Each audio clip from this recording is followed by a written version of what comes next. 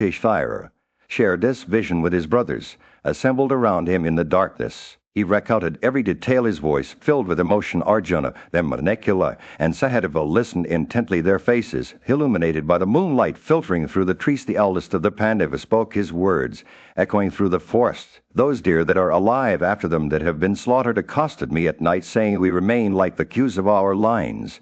Blessed be you. Do you have compassion on us? And they have spoken truly. We ought to feel pity for the dwellers of this forest. He paused, collecting his thoughts. Before continuing, we have been feeding on them for a year and 8 months, he said, his voice heavy with remorse. Let us, therefore, again repair to the romantic Kamikas, that best of forests, abounding in wild animals, situated at the head of the desert. Near Lake Trinavandu, his brothers nodded in agreement, their faces set with determination. With a swift and silent departure, the Pandavas, accompanied by the Brahmanas. In the depths of the forest where the trees towered above and the creatures roamed free, the Pandavas dwelled in exile.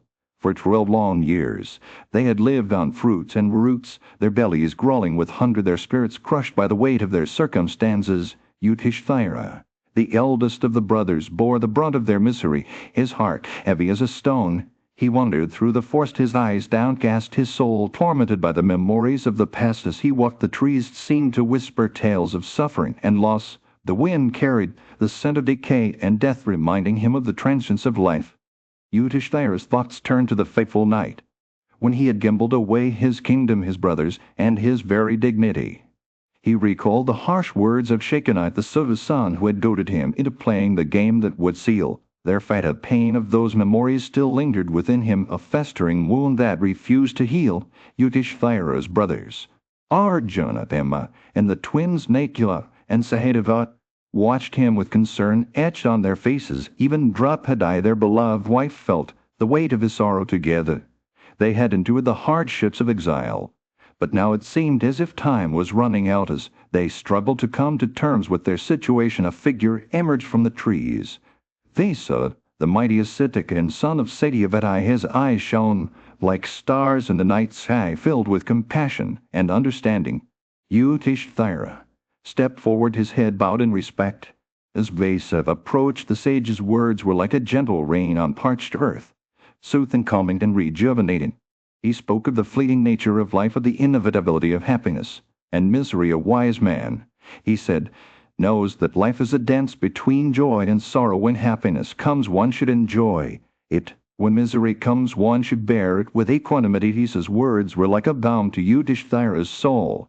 He listened intently as the sage spoke of the importance of asceticism, the practice of self-control, restraint, and mortification of the senses. Asceticism, Vesa declared, is the key to achieving great things in this world and the next. As Yudhishthira listened, he felt a sense of clarity wash over him. He realized that his brother's suffering was not just a result of their circumstances, but also a reflection of their own character. They had been living on fruits and roots for 12 years. But it was not just their physical hunger that needed to be satiated. It was their spiritual. In the sacred land of Kurukshetra, a virtuous man named Madgala lived a life of simplicity and devotion. He was known for his truthfulness, lack of malice, and subdued senses. Madgala followed the Sila and Ancha modes of life, where he would eat for a fortnight and then lead a life of a pigeon for another fortnight, collecting a drana of corn. During this period, as part of his daily routine, Madgala would celebrate the Darsa and Purnamisi, sacrifices, offering food to the deities and their guests on auspicious lunar days. Even Indra himself, accompanied by other celestial beings, would join him in partaking of the offered food. Madgala's heart remained pure and unperturbed, and he entertained his guests with a cheerful spirit. On day, the Mundai Durvasa, known for his erratic behavior and insults, arrived at Madgala's abode. Despite being affected by hunger, Durvasa, completely exhausted, the food offered to him only to return again in subsequent seasons, eating up all the supplied food each time. Yet Madgala remained calm and equanimous throughout. Durvasa was finally impressed by Madgala's unwavering kindness and generosity. He acknowledged that Madgala's heart was pure and free from guile, and praised him for his self-restraint, fortitude, justice, control of senses and faculties, mercy, and virtue. Durvasa He even prophesied that Magdala would attain heaven in his own body. As the Muni Dervisa spoke these words, a celestial messenger appeared before Magdala on a chariot, yoked with swans and cranes. The messenger invited Magdala to ascend into the chariot, declaring that he had attained the fruit of his asceticism. Magdala, however, requested more information about the attributes of those who resided in heaven. The messenger explained that only virtuous souls, with subdued spirits and controlled senses, could attain the celestial realms. He described the various worlds inhabited by gods, sages, and other celestial beings, where every objective desire was available. Magdala's curiosity was piqued, and he asked about the nature of happiness in heaven and its disadvantages. The messenger replied that the world obtained as a result of one's own acts is of this nature, filled with delightful odors, delicious breezes, captivating sounds, and resplendent sights. He assured Magdala that by virtue of his meritorious deeds he would attain this realm where neither hunger nor thirst nor fear existed. As the messenger finished speaking, Magdala's heart was filled with a sense of wonder and awe. He realized that his life of simplicity, devotion, and selflessness had led him to this moment of spiritual growth and enlightenment. In the heart of the forest, the Pandavas lived a simple life, surrounded by the wise Munis. They spent their days conversing with these sages and distributing food they had obtained from the sun, sharing it with Brahmanas and travelers who came seeking sustenance. The brothers were at peace, just as they would be in a city. But not everyone was content with their happiness. In the kingdom of the Kuras, Duryodhana, fueled by malice, longed to do harm to his cousins. He confided in Karna, Dasasana, and others, and together they devised wicked plans. Meanwhile, a ruddy ascetic named Durvasa arrived at the city with 10,000 disciples. The irascible sage was known for his unpredictable nature, and the people of the kingdom trembled at the mention of his name. Duryodhana welcomed Durvasa with great humility, serving him personally as if he were a menial. He attended to the ascetic's every need day and night. But Durvasa was not one to be easily pleased. He would suddenly demand food only to refuse it later, saying he had lost his appetite at times. He would vanish without warning, leaving Duryodhana perplexed. The days passed. Durvasa tested the prince's patience, trying him with various tricks, but Duryodhana remained calm and composed. Neither angered nor annoyed, the ascetic was impressed by the king's restraint and began to favor him. One day Durvasa revealed his true power. He could grant wounds to those who pleased him. Duryodhana, as Duryodhana was known, felt a surge of excitement at the prospect of asking for a boon. He had previously agreed with Karna and Dasasana on what favor he would request.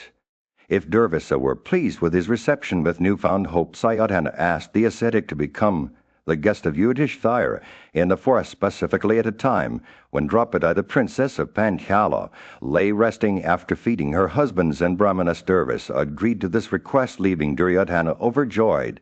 He felt as though he had achieved all his desires, and with Karna by his side, he expressed his satisfaction to his brothers. Karna echoed these sentiments, praising the king's good fortune in having obtained what he wanted. The wicked sons of Dhritarashtra returned home, their evil intentions burning brighter than ever. Their words were laced with malice as they spoke of the Pandavas' misfortune, saying that Yudhishthira and his brothers had fallen into a sea of dangers, exposed to the fire of Durvasa's wrath. The darkness that had befallen them was their own doing, and now they faced an abyss from which there seemed no escape. In a lush forest, a sage named Durvasa arrived with his 10,000 disciples, seeking rest and refreshment after their journey. The wise king, Yudhishthira, accompanied by his mothers, welcomed them warmly and offered them a suitable seat. However, the king was unaware of how he would provide for such a large group. Meanwhile, Princess Draupadi was anxious about feeding the Munis. She had exhausted all means to prepare a feast, but couldn't find any food in their household. In desperation, she turned to Lord Krishna, who was resting after her meal, and prayed fervently for his help. Draupadi invoked Krishna's divine powers, recalling his kindness towards her in the past, when he saved her from Dasasana's cruelty. Krishna, sensing her distress, quickly arose from his slumber and went to her side. He revealed that he was famished and needed food immediately.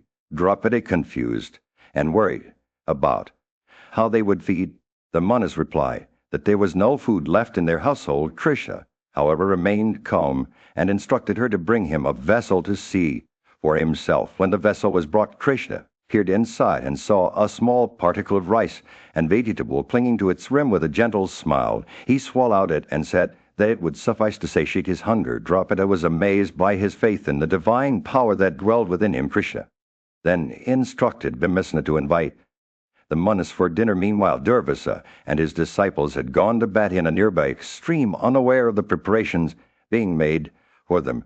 However, upon emerging from their ablutions, they discovered that their stomachs were already full, rendering the meal prepared for them useless. Durvasa realized the gravity of their mistake and feared the wrath of the Pandavas, who were known for their ascetic powers and devotion to Lord Krishna.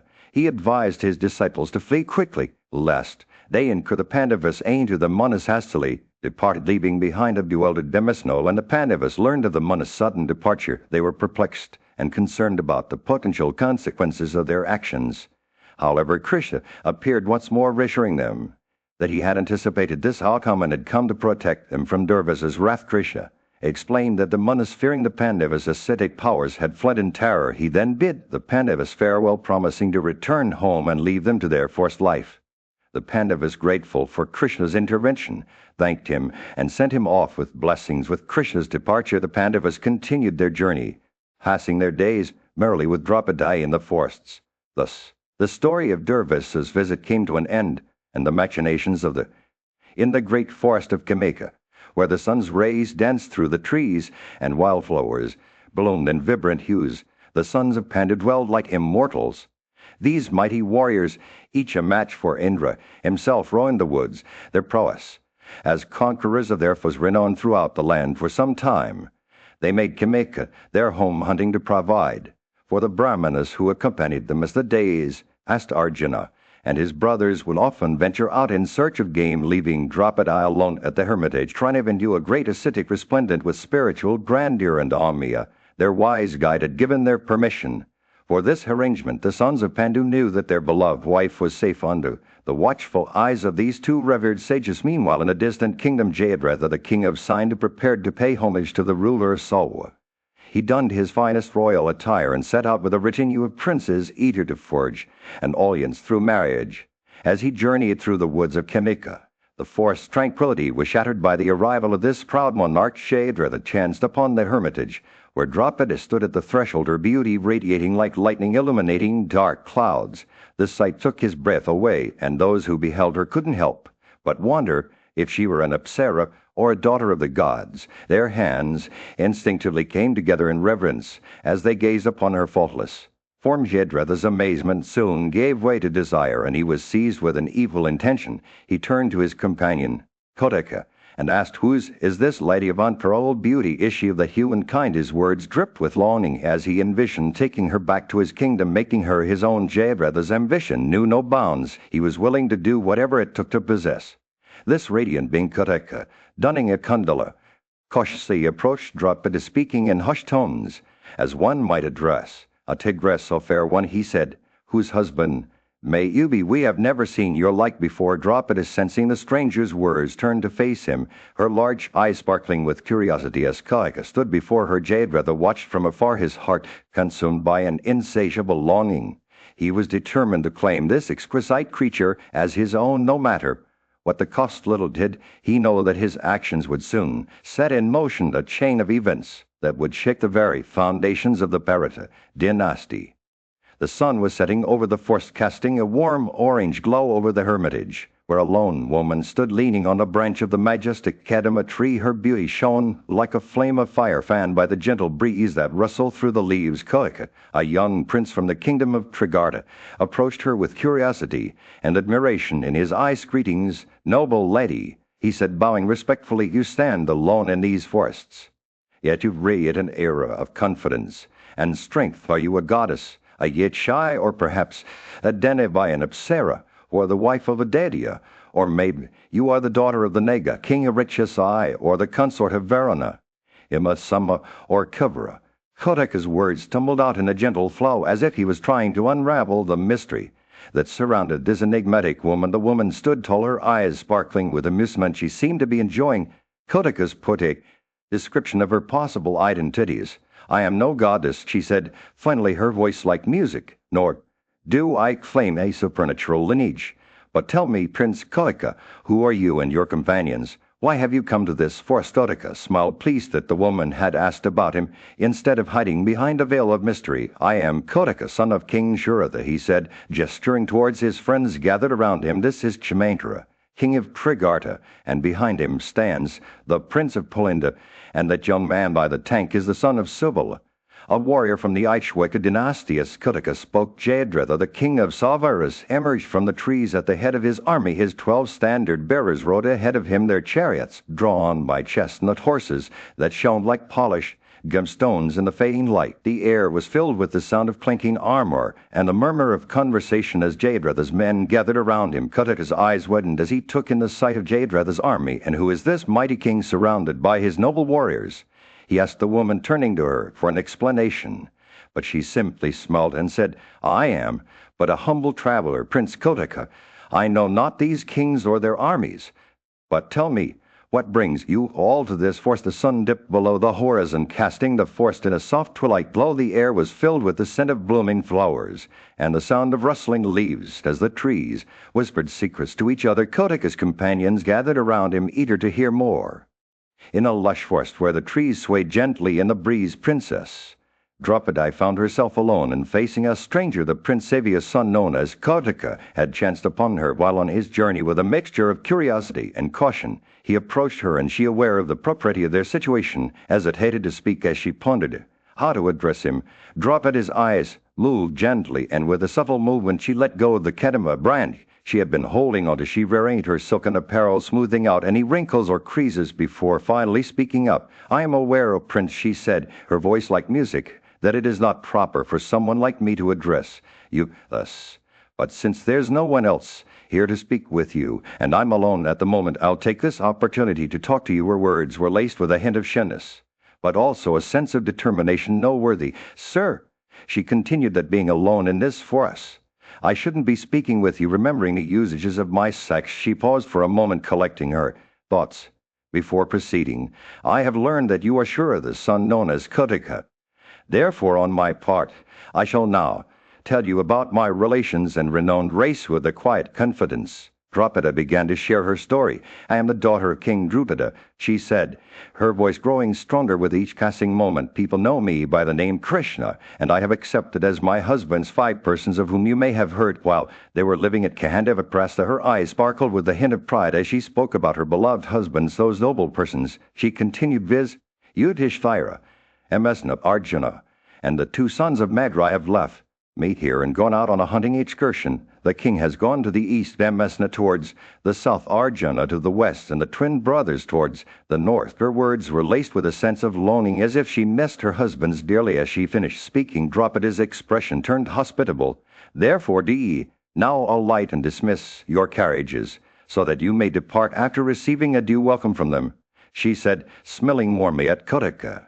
The high-souled son of Dharma is fond of guests, and will surely be delighted to see you. Her words were infused with a sense of genuine warmth, and Kotika, sensing her sincerity, felt his heart swell with gratitude. With a gentle smile still on her face, Draupadi remembered well her. In the heart of a dense forest, a group of princes from various kingdoms had gathered to hunt and enjoy each other's company. Among them was Jayadratha, the king of Sindhu, Salvira, and other countries. He was known for his bravery and strong willis. They sat around a fire. Jayadratha began to speak about a woman he had seen earlier that day, the beautiful Draupadi, wife of the 5 Pandavas brothers. Her name was on everyone's lips, and Jayadratha couldn't help but be captivated by her charm. He boasted about his own kingdom's wealth and power, claiming that his people were superior to the Pandavas. A wise and clever woman overheard their conversation. She knew Jayadratha's intentions and decided to intervene with a hint of anger in her voice. She rebuked Jayadratha for his words, reminding him of the Pandavas' bravery and loyalty. She compared him to a foolish child who dared to challenge powerful lions, unaware of the danger he was courting. Jayadratha, however, remained unfazed by Krishna's warnings. He boasted about his own prowess and claimed that his people were superior to the Pandavas. He even offered Draupadi a chance to ride in his chariot or elephant, suggesting that she should abandon her husband and join him. Instead, Krishna was not intimidated by Jayadratha's threats. She stood tall, her eyes blazing with determination. She reminded Jayadratha of the mighty warriors who protected her, Arjuna, Bhima, and the others. She warned him that if he dared to lay hands on her, he would face the wrath of these powerful heroes. Jayadratha sneered at Krishna's words, confident in his own abilities. He boasted about his royal lineage and claimed that he was superior to the Pandavas.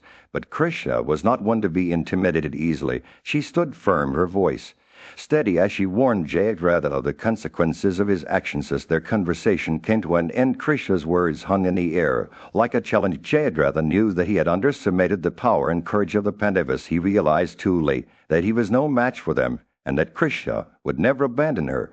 Loyal husbands, in this moment the forest seemed to come alive with tension. The sound of leaves rustling in the wind and the distant rumble of thunder echoed through the trees.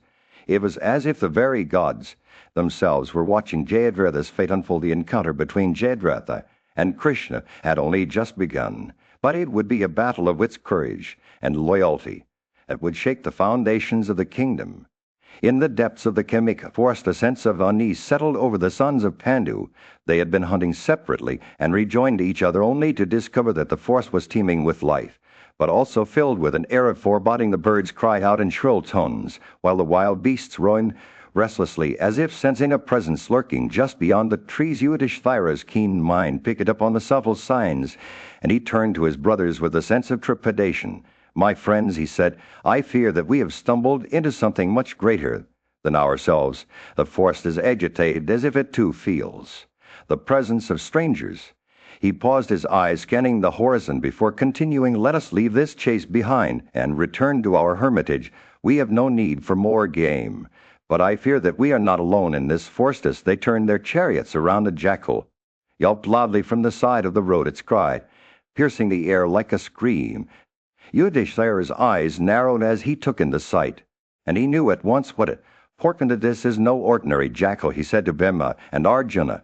"Its cries speak of something darker, something that threatens our very way of life." The brothers exchanged a somber glance before continuing on their journey. As they entered the grove where their hermitage lay, they found Datrika, a young woman who had been a loyal companion to Draupadi, weeping and wailing in distress. And Krishna, the charioteer, rushed to comfort her, but she refused to be consoled. "Krishna has been taken by force," she sobbed. "Jayadratha has seized her, and I fear for her safety." Indrasena's face darkened with anger as he listened to her words, and Yudhishthira's expression turned grim. "We will not rest until we have found her." Yudhishthira bowed, his voice low and resolute. "We will follow the trail of Jayadratha and bring our beloved wife back to us." Datrika's tears slowed as she watched the brothers prepare for battle, their faces set with determination. With a fierce cry, they launched themselves into pursuit, following the tracks left by Jayadratha's army. As they rode, the dust kitted up by the hooves of their steeds obscured the road ahead.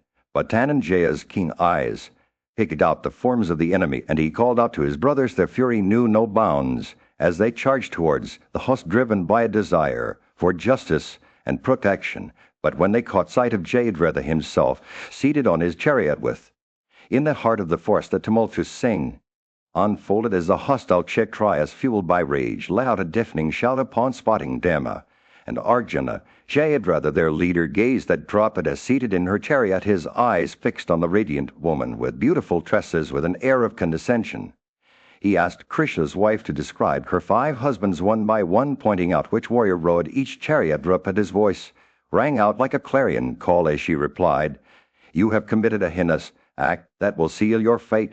What use is it now to know the names of my heroic husbands? They are here, and not one of you shall escape alive in battle." Her words dripped with conviction, her gaze piercing through Jayadratha's bravado as she began to describe each of her husbands. Her voice took on a soothing quality. "Behold that warrior at the forefront, whose flagstaff is adorned with 2 melodious tabors called Nanda and Upananda.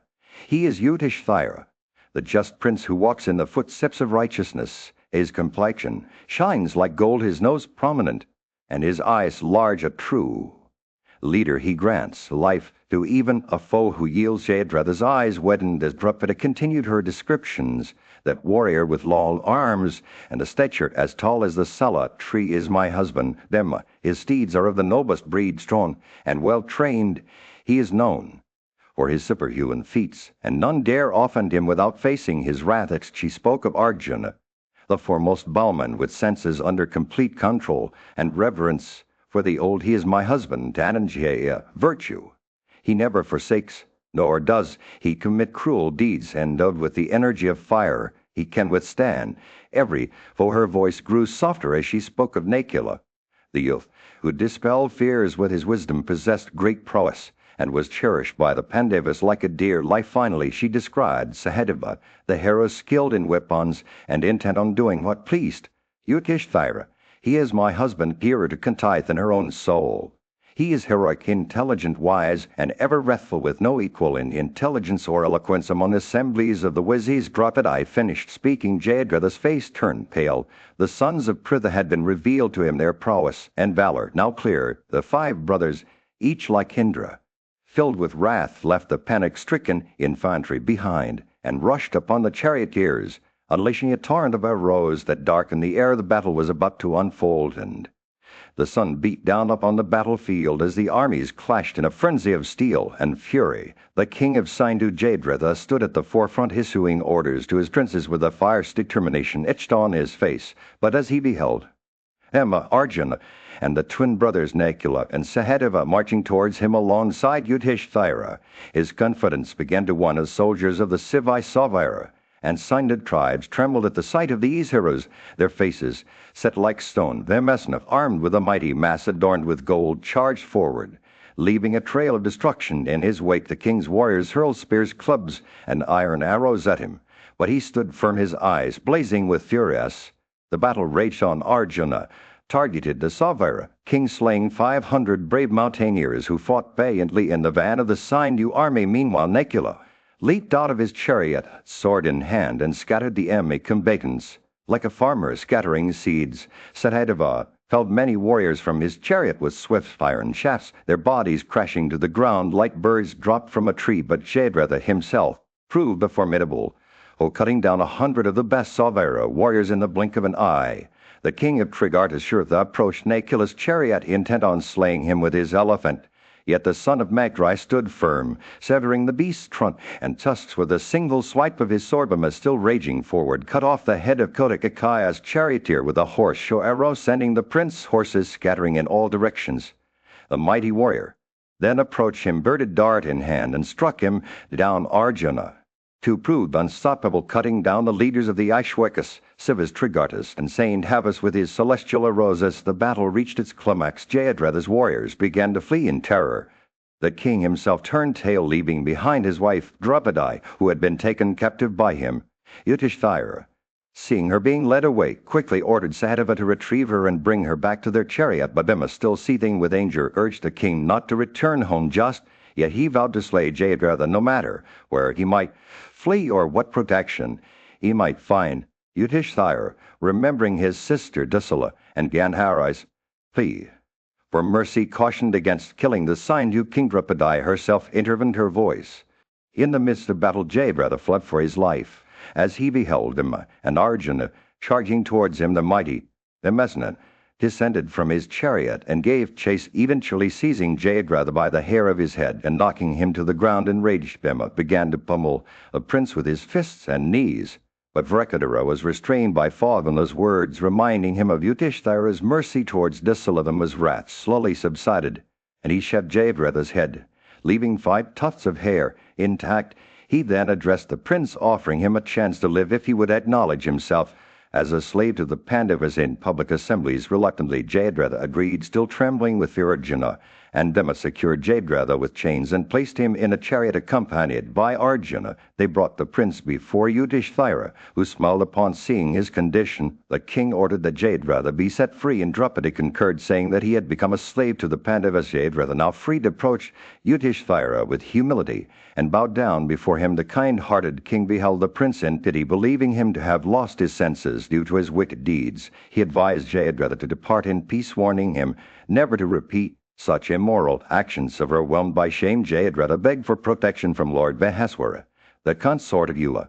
He performed severe penance at the place where the Ganga debauched on the plains. The 3-eyed god, pleased with his austerities, accepted Jayadratha's offerings in person and granted him a boon. Jayadratha asked to be able to defeat the 5 sons of Pandu in battle, but Maheswara replied that this was impossible. Instead, he told Jayadratha that he would only be able to check them once on the field of battle, as Arjuna, with his mighty arms and divine connections, was unconquerable. God explained that Arjuna had practiced austerities in a Vedarai force, acquired the celestial weapon Pasupata from Narayana, and possessed other mighty weapons.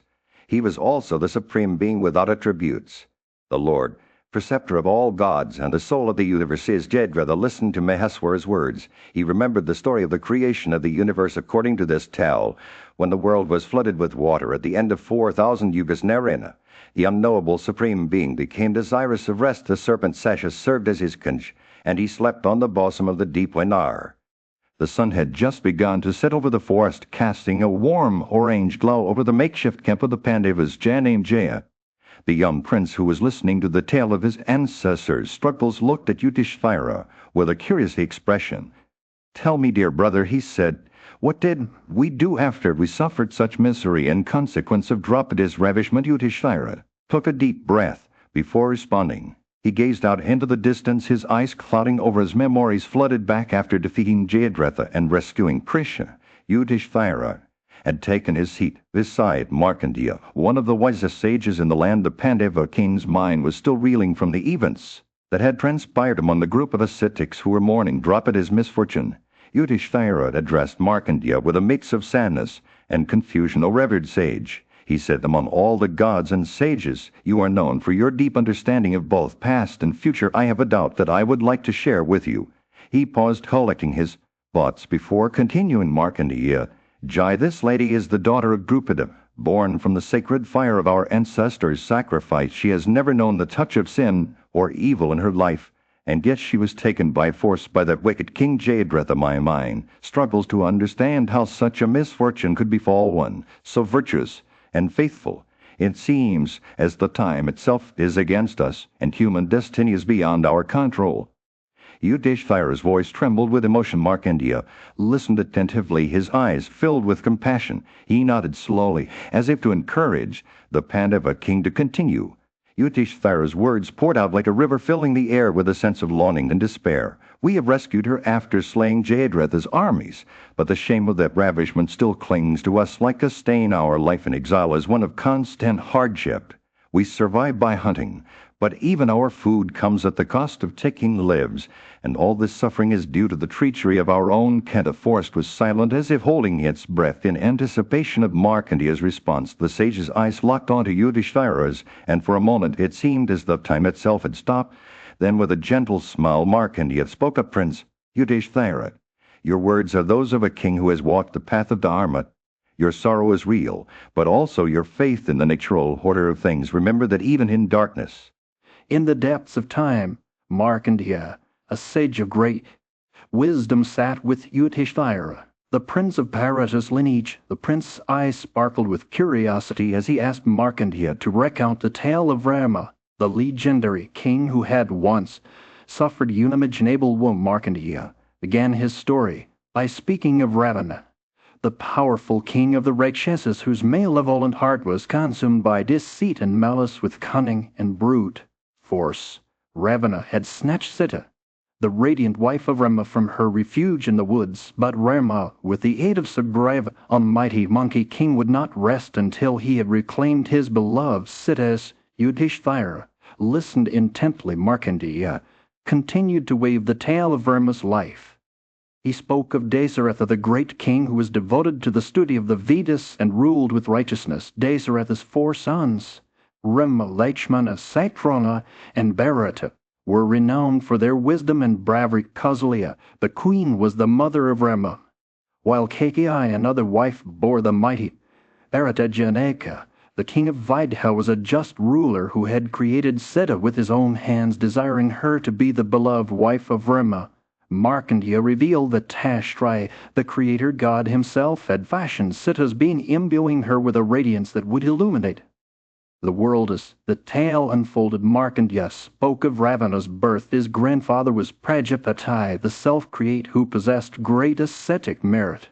Pulasthya, a mighty sage, had sired Vaisravana, but their son Vaisravana left his father to join his grandfather. Enraged by this abandonment, Pulasthya created a second self of himself, which would become Ravana. This being was born of Visrava and destined for greatness.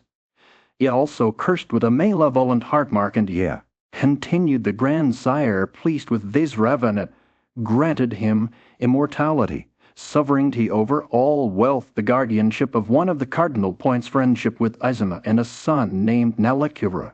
He gave him Lanka as his capital, guarded by hosts of Rakshasas, along with a chariot called Pushpeka that could travel anywhere according to the rider's will, and Ravana was crowned king over the Yakshas and sovereigns as Markandeya finished speaking.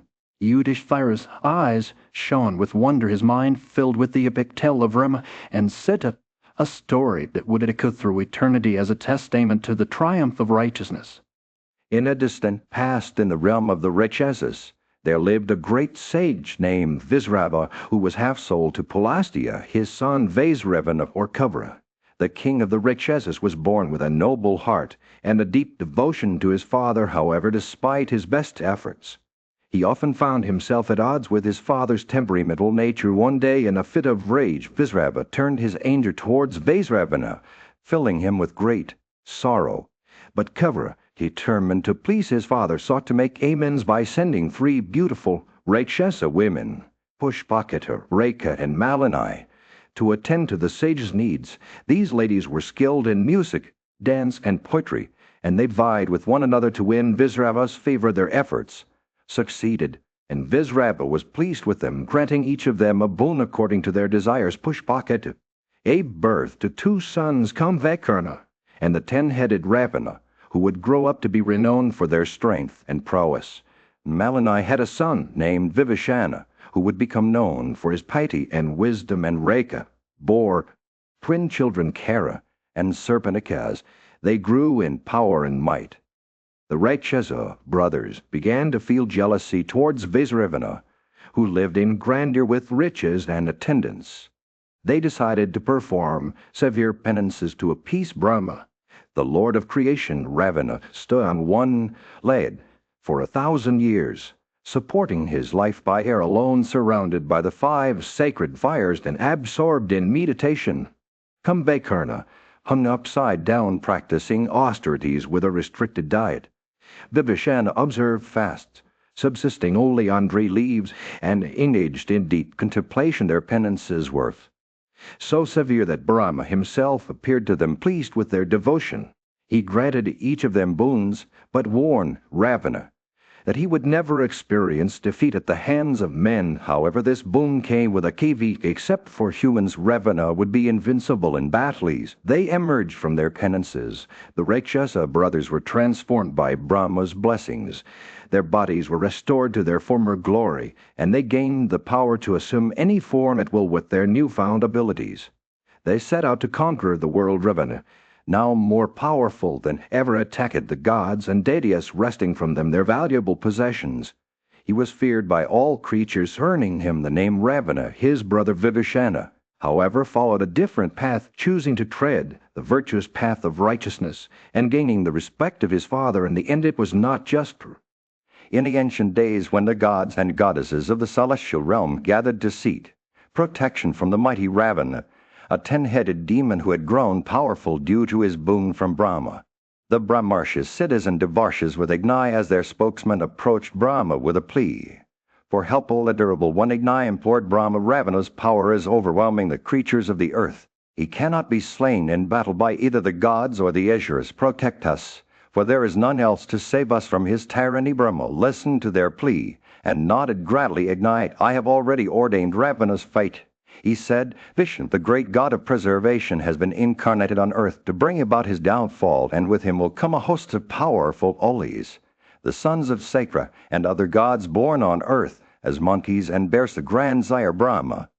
Then turned to Indra, the king of the gods, and asked him to take on a new form on earth. Be born among men, Indra, he said, and beget heroic sons with great strength and the ability to assume any form at will. They shall be Olis of Vishnu. In his battle against Ravana, gods and goddesses quickly assembled to discuss their roles in this grand plan. The boon-giving god Brahma then summoned again Har by name Dandavai, who was born on earth As the hunt-backed Mandara with her cunning and guile she would foment quarrels among Ravana's enemies as the gods took on their new forms. They begat mighty sons with Sekra and other wives of monkeys and bears.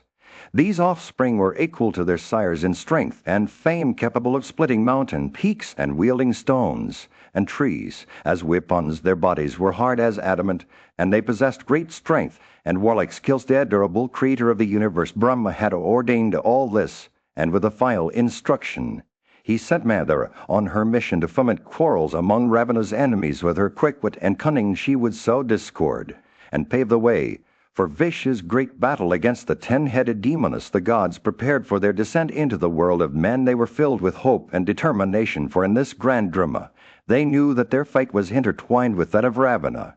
A battle between good and evil, light and darkness, would soon unfold on the stage of human destiny. In the court of King Desiratha, the wise and just ruler of Ayodhya, a grand ceremony was about to take place. The king's eldest son, Brahma, was to be crowned Prince Regent, marking a new era in the kingdom's history. Yudhishthira, the wise king of Hastinapura, had requested Markandeya, a revered sage, to recount the tale of Rama's birth and his impending coronation. Markandeya began by describing the king's joy when Rama was born, and how he grew up to be a brilliant and courageous prince. As Rama approached manhood, he surpassed his father in wisdom and bravery. Desiratha, proud of his son, decided it was time for him to take on the responsibilities of ruling the kingdom. As the king prepared to install Rama as Prince Regent, Kaikeyi, his second wife, became anxious. She had long been promised a boon by her husband, and now she saw an opportunity to claim it. Mandara, her loyal maid, whispered in her ear, fueling her ambition and jealousy towards Kausalya. The king's first wife, Kaikeyi, approached Desiratha with a charming smile, reminding him of his promise. The king, blinded by his love for Kaikeyi, granted her boon without hesitation. She requested that Rama be exiled to the forest of Dandaka for 14 years, and that Parvata, their son, be crowned Prince Regent instead. Desiratha was shocked and speechless when he heard Kaikeyi's words. He knew it was a cruel and unjust demand, but his love for her and fear of her wrath prevented him from refusing. Rama, however, sensing his father's distress, decided to honor the king's word and went into exile. Rama, accompanied by his loyal brother Lakshmana and his beloved wife Sita, entered the forest. Desiratha took leave of this world, leaving behind a kingdom in chaos. Kaikeyi, having achieved her goal, tried to justify her actions to Bharata, but he was outraged and wept for his family's downfall. Bharata, determined to bring Rama back to Ayodhya, set out on a long journey with thousands of people, including sages and citizens. He finally found Rama living in the mountains of Chitrakuta, where the prince had taken up ascetic life. However, Rama refused to return, citing his father's words, adbinding Bharata return to Ayodhya, ruling in place of Rama, while keeping his brother's sandals as a reminder of their separation. Meanwhile, Rama and Lakshmana continued their life in the forest, facing numerous challenges and dangers. They eventually encountered Surpanaka, a Rakshasa woman who had been mutilated by Rama. Surpanaka fled to Lanka, where, in the realm of the Rakshasas, Markandeya recounted to his listeners a tale of cunning and deceit. It was said that Marika, a skilled orator, had welcomed Ravana, the 10-headed king, into his hermitage with great respect and hospitality. As they sat together, Marika noticed that Ravana's complexion had taken on an unnatural hue, and he asked if all was well in the kingdom. Ravana, his heart agitated by wrath and humiliation, recounted to Marika the tale of Rama, the mighty prince who had been exiled from Ayodhya. He spoke of the measures he planned to take against Rama, but Marika cautioned him, saying, "Thou must not provoke Rama, for I know his strength. Is there a person who is capable of withstanding the impetus of his arrows?" Ravana's indignation was palpable as he reproached Marika, threatening to kill him if he did not obey his orders. Marika, realizing that death was inevitable, decided to comply with Ravana's wishes. He agreed to help the king in his plan to capture Sita. Rama's devoted wife. Ravana instructed Marika to assume the shape of a deer with golden horns and skin, and to tempt Sita into sending away Rama, while he went on a hunting trip with a heavy heart. Marika followed Ravana to the hermitage of Rama and Lakshmana. They both took on disguises. Ravana became an ascetic, and Marika transformed into a deer as planned.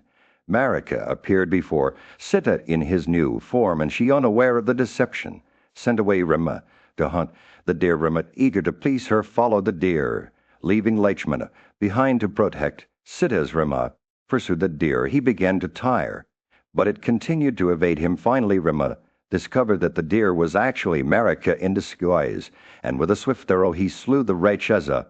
The cry of distress from the dying Marika reached Sita's ears, and she became suspicious of even her loyal brother Lakshmana. In her fear and confusion, Sita began to weep aloud, harshly reproving Lakshmana for his supposed intentions towards her. Lakshmana, devoted to his brother, shut his ears to her words and set out in pursuit of Rama. Meanwhile, Ravana, still disguised as a hermit, appeared before Sita, his heart consumed by wickedness. He revealed his true form of Bolam on Rakshasas and spoke words of seduction to the virtuous Princess Sita. Her lips, trembling with rage, rejected Ravana's advances, saying the vault of heaven with all its stars may fall down, the earth itself may be broken into fragments, fire itself may change its nature by becoming. In the ancient forests of India, a heroic vulture named Jadava dwelled. He was the uterine brother of Sampathide, and his father was none other than Arjuna himself. Jadava was a close friend of King Dasaratha, and it was with great loyalty that he rushed to defend Sita, the princess of Vaidha, from the clutches of Ravana. The powerful king of the Rakshasas, Ravana, beheld Sita on his lap. Jadava's wrath knew no bounds. He tore into Ravana with his talons, striking him with his wings and beaks, causing blood to fall copiously from the Rakshasa's body. But despite Jadava's valiant efforts, Ravana proved too powerful, cutting off the vulture's 2 wings with a sword. As Sita was carried away by Ravana, the intelligent princess threw down her ornaments wherever she saw an asylum of ascetics or a lake, river, or tank. She even sent a piece of her costly attire fluttering through the air to 5 foremost monkeys atop a mountain. Ravana soon reached his city of Lanka, surrounded by high walls and built by Viswakrit himself. Meanwhile, Rama, having slain the great deer, retraced his steps and found his brother Lakshmana on the way. But upon hearing that Sita had been abducted, Rama's heart filled with agony. He quickly rushed towards the asylum, only to find a vulture lying in agonies of death. Suspecting it to be a Rakshasa, Rama drew his bow, but the vulture revealed himself as Jadava, friend of Dasaratha. Jadava told Rama that he had been overthrown by Ravana for Sita's sake, and that the Rakshasa had taken her towards the south with a heavy heart. Rama performed Jadava's funeral obsequies. Then with his brother Lakshmana, Rama took a southern path through the Dandaka woods. Filled with grief at the abduction of the princesses they journeyed on, they came across a headless Rakshasa, dark as the clouds and huge as a mountain. The creature seized Lakshmana's hand, causing him to become utterly confused and helpless. Rama, however, remained undaunted and instructed his brother to cut off the Rakshasa's right arm while he would cut off its left. As they struck down the monster, a person of celestial make emerged from its body. He introduced himself as Viswavaswagan Parva, who had been cursed by a Brahmana to take on the form and nature of a Rakshasa. Viswavasa revealed that Sita was indeed in Ravana's clutches, but advised Rama to seek the help of Sugriva, the brother of the monkey king Vala. In the midst of his sorrow over Sita's abduction by Ravana, Prince Rama found solace in the serene lake of Pampa.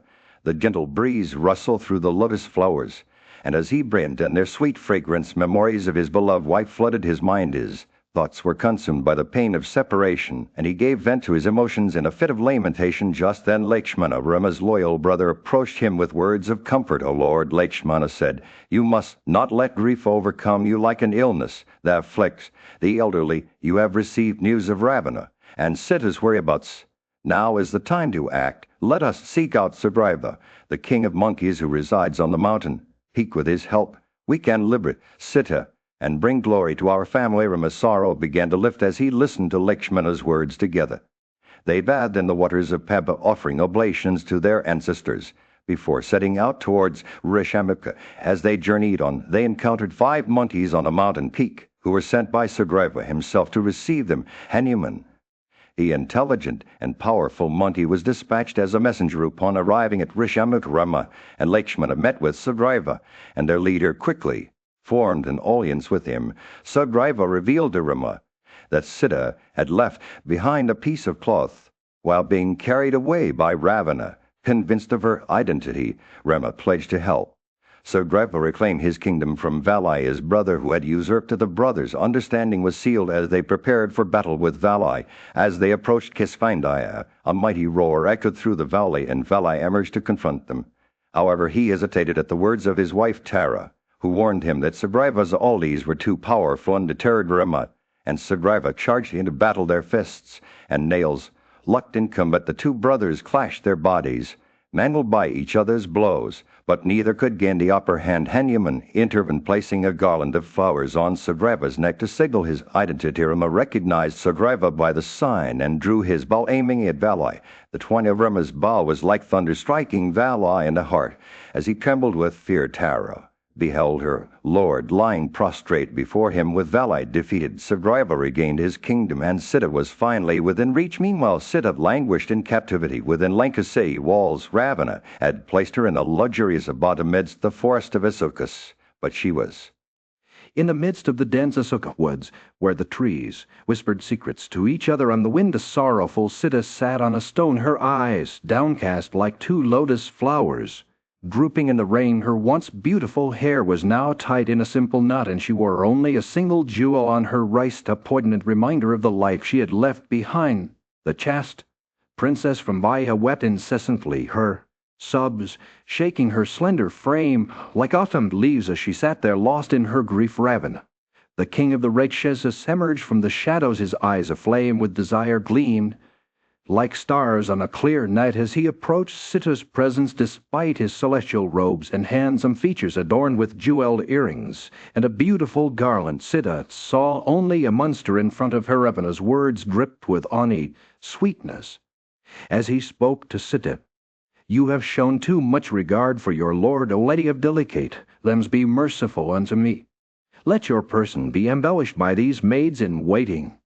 He offered her the trappings of wealth and power, promising that she would be the queen among his many wives. But Sita saw through his flattery like a crystal-clear stream. Her voice trembling with emotion, Sita replied to Ravana, "By sheer ill luck it is, O king of the Rakshasas, that I am obliged to hear such words of grievous import, spoken by thee. Blessed be thou. Let thy heart be withdrawn from me." She regarded him as less than a straw, her words stinging like a winter breeze. Ravana, despite being rejected, still lingered, his eyes burning with desire. Sita wept and covered her face with her garments. Her long braid fell to the ground like a black snake slithering through the underbrush. Trijata, one of the Rakshasa women who attended her, comforted Sita, but even that gentle touch could not soothe the princess' shattered heart. Ravana, still smitten with desire, addressed Sita, "Once more I will not approach you, as you are unwilling. What can I do to thee that still feelest a regard for Rama, who is only a human being, and therefore our food?" His words dripped with cruelty, but even he could see the depth of Sita's devotion to her husband. Finally, after one last look at Sita, Ravana vanished into thin air, leaving the princess surrounded by the Rakshasa women. And so Sita continued to dwell in the woods, her grief a palpable thing that hung over her like a dark cloud. The Trijata and the other Rakshasa women tended to her with kindness. Sita's heart remained heavy with sorrow, weighed down by. The illustrious Rama, son of Rayu, sat atop the Malavat hill, gazing at the clear blue sky on a cloudless night. The cold breeze carried the sweet fragrance of lily and lotus flowers, reminding him of his beloved Sita, who was still captive in the abode of the Rakshasa. Ravana, Rama's heart itched with sorrow. As he thought of her suffering, he called out to his brother Lakshmana, "Go, my dear brother, seek out Sugriva, the king of the monkeys, and ask him about Sita's whereabouts. I have installed him on the throne, and he owes allegiance to me. But he seems to be indulging in sensual pleasures, and has forgotten his pledge to help me find Sita." Rama's words were laced with disappointment and frustration. Lakshmana set out towards Kishkindaya, accompanied by his handsome bow and arrows. He entered the city, unchallenged, and Sugriva, the monkey king, welcomed him warmly. Lakshmana told Sugriva of Rama's words, and Sugriva listened intently, his eyes filled with a mixture of sadness and determination. "I am not wicked or ungrateful, O Lakshmana," Sugriva said. "I have dispatched diligent monkeys to search for Sita in all directions. They will return within a month, and I promise that you will hear tidings of great joy." Sugriva's words were reassuring, but Rama was still skeptical. Lakshmana returned to Rama on the Malavat hill, accompanied by Sugriva, and informed him of the efforts being made to find Sita. Thousands of monkey chiefs began to return, having searched the 3/4 of the earth. But they had no news of Sita's whereabouts. However, there was a glimmer of hope when several monkeys returned from the south, bearing tales of their adventures in the great war card called Madhuvana.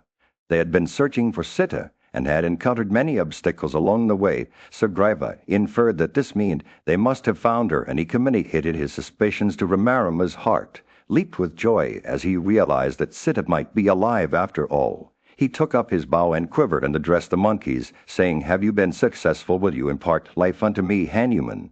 The son of Pavana replied, "I bring thee good news, O Rama. Janaka's daughter has been seen by me." Hanuman told the tale of how he had searched the southern region with his companions, entering a great cavern and beholding a beautiful palace. They had met a female ascetic named Prahavadhai, who had given them food and drink after regaining their strength. They had proceeded along the way shown by her and finally reached it. On a majestic hill, Rama sat with his devoted monkey Oles, surrounded by the lush greenery of the forest.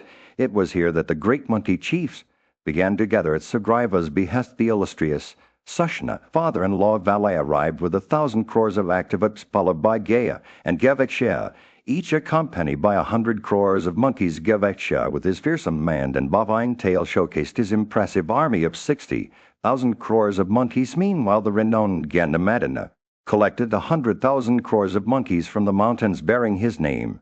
Panasa, an intelligent and mighty monkey, mustered 52 crores of monkeys, while Datimupa gathered a large army of monkeys with terrible prowess.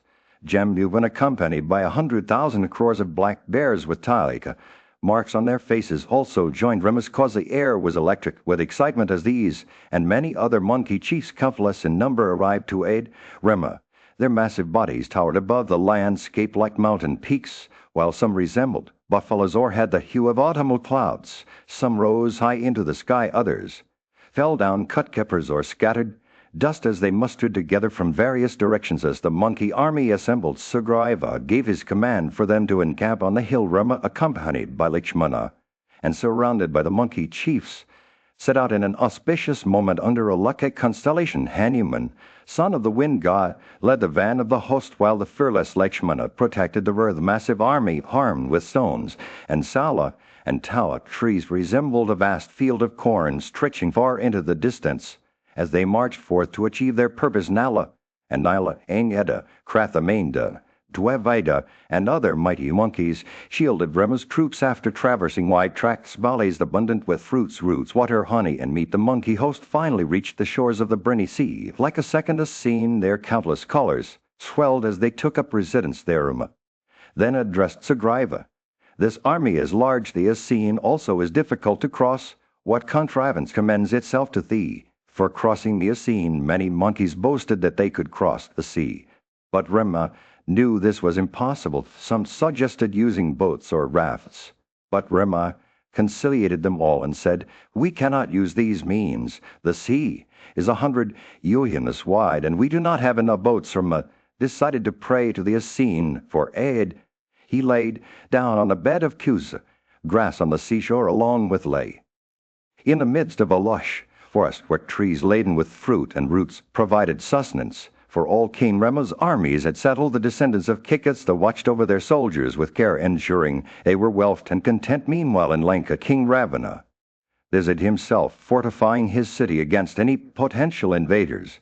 He constructed 7 deep trenches filled with water, teeming with fish, sharks, and alligators. His engineers built strong ramparts reinforced by catapults to protect the city from harm. Ravana's warriors were armed with an assortment of deadly tools, earthen pots filled with venomous snakes, resinous powders, clubs, firebrands, arrows, lances, swords, and battle axes. As Angada, a brave monkey warrior, approached one of Lanka's gates, he was recognized by the Rakshasas. Despite being surrounded by countless enemies, he entered the city with ease, his beauty radiating like the sun amidst dark clouds. Angada met Ravana in the midst of his counselors and delivered Rama's message, "Release Sita, the daughter of Janaka.